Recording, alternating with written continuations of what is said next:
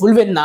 আসলে ৭২,০০০ কোটি টাকার এই বিশাল এক্সপোর্টের মধ্যে রাজা কিন্তু একটি মাত্র মাছ, সেটি হচ্ছে আমাদের সকলের প্রিয় চিংড়ি মাছ।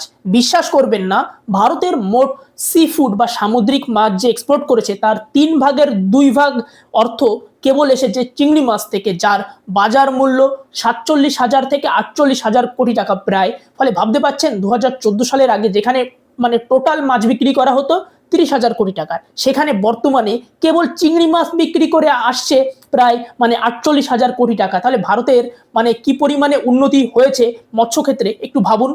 এবং আমেরিকা থেকে চীন সবাই কিন্তু ভারতীয় চিংড়ি মাছের পুরো পাগল, কিন্তু আমেরিকার সাথে তো ভারতের ট্রেড ওয়ার চলছিল, এক প্রকার ট্যারিফ নিয়ে ঝামেলা চলছিল।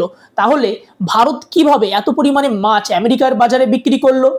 আসলে আমেরিকায় সবথেকে বেশি ভারত কিন্তু চিংড়ি মাছ রপ্তানি করে, কিন্তু আমেরিকার শুল্কের ধাক্কার ফলে ভারতের চিংড়ি মাছ রপ্তানি করা কিছু পরিমাণে কমলেও কিন্তু তেমন কোনো বড় প্রভাব ফেলতে পারেনি। তার একটিই কারণ হচ্ছে ভারত আমেরিকার বদলে ইউরোপ, চীন, সাউথ ইস্ট এশিয়ার দেশ যেমন ধরুন জাপান, সাউথ কোরিয়া, এইসব দেশে কিন্তু নিজের মাছ রপ্তানি বাড়িয়েছে ব্যাপক হারে। যেমন ধরুন ইউরোপে ভারতীয় যে মাছ তার পরিমাণ বেড়েছে ৩৮% হারে, এবং চীনে ভারতীয় মাছ রপ্তানি করা বেড়েছে ২৩% হারে। ফলে আমেরিকায় যে পরিমাণে মাছ কম বিক্রি হয়েছিল সেটি কিন্তু কভার হয়ে যাচ্ছে এই সাউথ ইস্ট এশিয়া, চীন, ইউরোপের দ্বারা।